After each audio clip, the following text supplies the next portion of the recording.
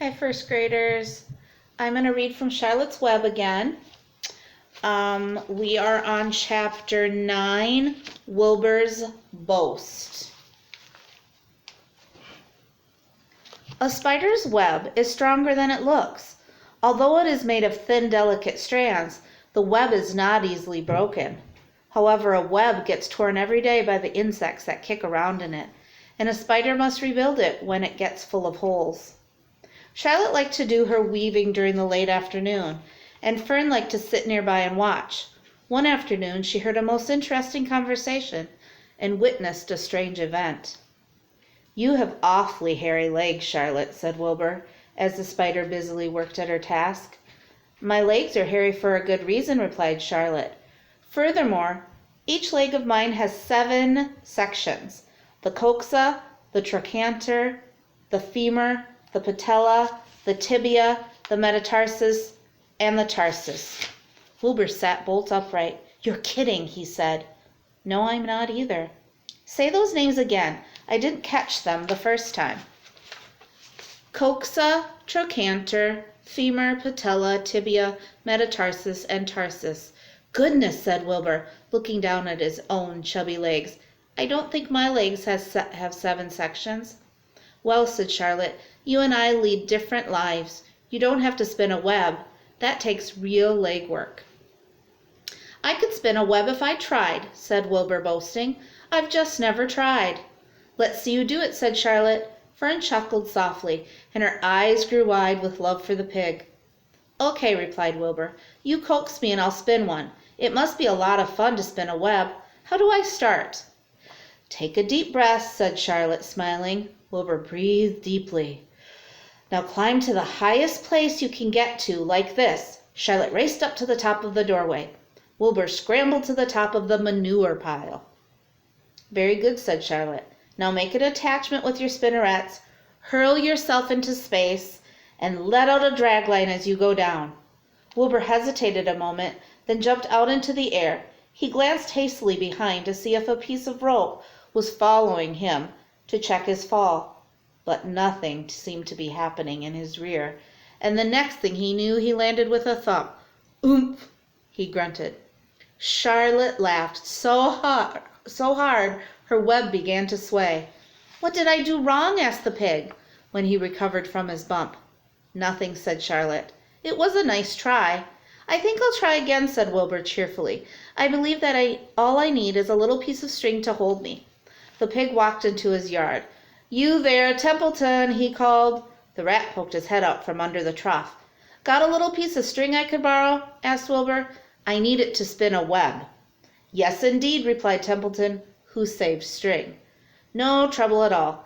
Anything to oblige." He crept down into his hole, pushed the goose egg out of the way, and returned with an old piece of dirty white string. Wilbur examined it. "That's just the thing," he said. "Tie one end to my tail, will you, Templeton?" Wilbur crouched down low with his thin curly tail toward the rat. Templeton seized the string, passed it around the end of the pig's tail, and tied 2 half stitches. Charlotte watched in delight. Like Fern, she was truly fond of Wilbur, whose smelly pen and stale food attracted the flies that she needed, and she was proud to see that he was not a quitter and was willing to try again to spin a web. There's the picture. While the rat and the spider and the little girl watched, Wilbur climbed again to the top of the manure pile, full of energy and hope. "Everybody watch!" he cried, and summoning all his strength, he threw himself into the air head first. The string trailed behind him, but as he had neglected to fasten the other end to anything, it didn't really do any good, and Wilbur landed with a thud, crushed and hurt. Tears came to his eyes. Templeton grinned. Charlotte just sat quietly. After a bit, she spoke. And there he is, trying to do his jumping. "You can't spin a web, Wilbur, and I advise you to put the idea out of your mind. You lack 2 things needed for spinning a web." "What are they?" asked Wilbur sadly. "You lack a set of spinnerets, and you lack know-how." But cheer up, you don't need a web. Zuckerman supplies you with 3 big meals a day. Why should you worry about trapping food? Wilbur sighed. You're ever so much cleverer and brighter than I am, Charlotte. I guess I was just trying to show off. Serves me right. Templeton untied his string and took it back to his home. Charlotte returned to her weaving. You needn't feel too badly, Wilbur, she said. Not many creatures can spin webs. Even men aren't as good as it as spiders, although they think they're pretty good. And they'll try anything. Did you ever hear of the Queensboro Bridge? Wilbur shook his head. Is it a web? Sort of, replied Charlotte. But do you know how long it took men to build it? 8 whole years. My goodness, I would have starved to death waiting that long. I can make a web in a single evening. What do people catch in the Queensboro Bridge? Bugs? Asked Wilbur. No, said Charlotte. They don't catch anything. They just keep trotting back and forth across the bridge, thinking there is something better on the other side. If they'd hang head down at the top of the thing and wait quietly, maybe something good would come along. But no, with men, it's rush, rush, rush, every minute. I'm glad I'm a sedentary spider. What does sedentary mean? Asked Wilbur. Means I sit still a good part of the time and don't go wandering all over creation. I know a good thing when I see it, and my web is a good thing. I stay put and wait for what comes. Gives me a chance to think. Well, I'm sort of sedentary myself, I guess, said the pig. I have to hang around here whether I want to or not. You know where I'd really like to be this evening? Where? In a forest, looking for beech nuts and truffles and delectable roots, pushing leaves aside with my wonderfully strong nose, searching and sniffing along the ground, smelling, smelling, smelling. You smell just the way you are, remarked a lamb who had just walked in. I can smell you from here. You're the smelliest creature in the place. Wilbur hung his head. His eyes grew wet with tears. Charlotte noticed his embarrassment, and she spoke sharply to the lamb. Let Wilbur alone, she said. He has a perfect right to smell considering his surroundings. You're no bundle of sweet peas yourself. Furthermore, you are interrupting a very pleasant conversation. What were we talking about, Wilbur, when we were so rudely interrupted? Oh, I don't remember, said Wilbur. It doesn't make any difference.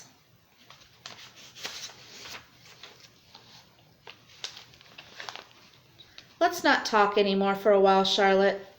I'm getting sleepy. You go ahead and finish your web, and I'll just lie here and watch you. It's a lovely evening. Wilbur stretched out on his side. Twilight settled over Zuckerman's barn, and a feeling of peace. Fern knew it was almost supper time, but she couldn't bear to leave.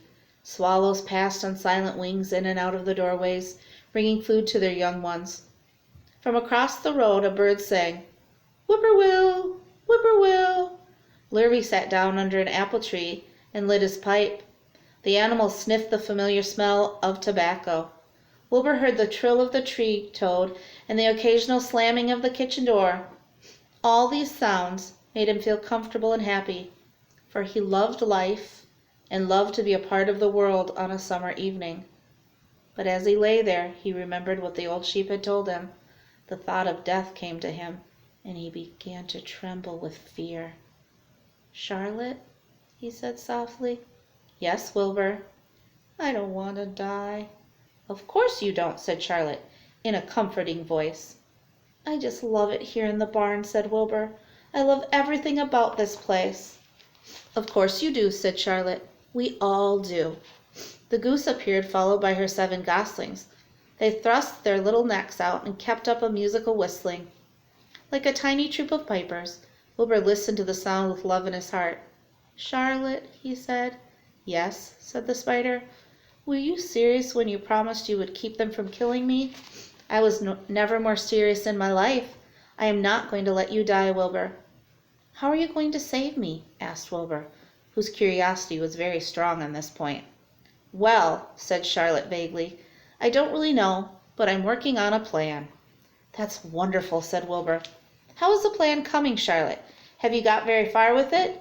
Is it coming along pretty well? Wilbur was trembling again, but Charlotte was cool and collected. "Oh, it's coming all right," she said lightly. "The plan is still in its early stages and hasn't completely shaped up yet, but I'm working on it." "When do you work on it?" begged Wilbur. "When I'm hanging head down at the top of my web. That's when I do my thinking, because then all the blood is in my head." "I'd be only too glad to help in any way I can." "Oh, I'll work it out alone," said Charlotte. "I can think better if I think alone." "All right," said Wilbur, "but don't fail to let me know if there's anything I can do to help, no matter how slight." "Well," replied Charlotte, "you must try to build yourself up. I want you to get plenty of sleep and stop worrying. Never hurry and never worry. Chew your food thoroughly and eat every bit of it, except you must leave just enough for Templeton. Gain weight and stay well. That's the way you can help. Keep fit and don't lose your nerve. Do you think you understand?" "Yes, I understand," said Wilbur. "Go along to bed then," said Charlotte. "Sleep is important." Wilbur trotted over to the darkest corner of his pen and threw himself down. He closed his eyes. In another minute he spoke. "Charlotte," he said. "Yes, Wilbur." "May I go out of my trough and see if I left any of my supper? I think I left just a tiny bit of mashed potatoes." "Very well," said Charlotte, "but I want you in bed again without delay." Wilbur started to race out to his yard. "Slowly, slowly," said Charlotte. "Never hurry and never worry." Wilbur checked himself and crept slowly to his trough. He found a bit of potato, chewed it carefully, swallowed it, and walked back to bed. He closed his eyes and was silent for a while. "Charlotte," he whispered again. "Yes." "May I get a drink of milk? I think there are a few drops of milk left in my trough." "No, the trough is dry, and I want you to go to sleep. No more talking. Close your eyes and go to sleep." Wilbur shut his eyes. Fern got up from her stool and started for home, her mind full of everything she had seen and heard. "Good night, Charlotte," said Wilbur.